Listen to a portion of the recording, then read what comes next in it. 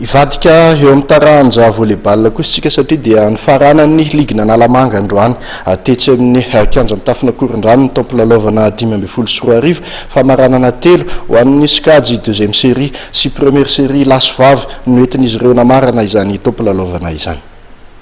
Famaranana 3 teo amin'ny Skady première série sy deuxième série natao tetsy amin'ny kianja mitafina Korondrano androany alahady no nentin'ny ligna Analamanga taranja volleyball nanakatona ny tampolalovana 5-20 teo amin'ny Skady deuxième série lehilahy aloha dia nazava ny fandresena azon'ny ekipan'ny GNVB tamin'ny 7-3 nanoloanan'ny ekipan'ny CSA.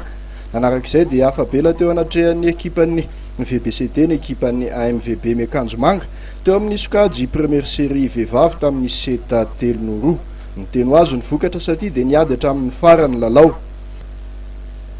Diso efa mifakafantatra loatra mantsy ireto ekipa roa ireto noho izy ireo matetika mifandona amin'ny famaranana eto Analamanga. Ary farany dia mora foana ho an'ny ekipan'ny Kosfan nandesiny ekipan'ny Azitos tamin'ny 7-3 ho an'ny Skady lehilahy.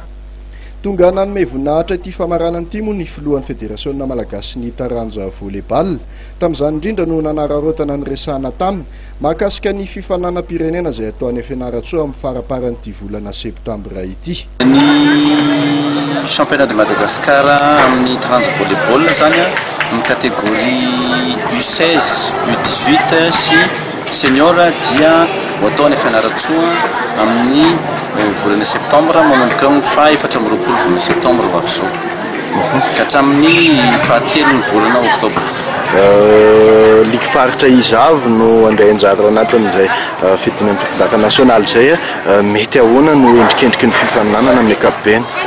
Ny ligue 4-20 izay misy amin'izao fotoana izao eto amintsika moa zany samy mandray anjara daholo ka hatreto dia avy ny ligue rehetra andefa ny solotenany arakin'izay kategoria izay efa nilazana teo.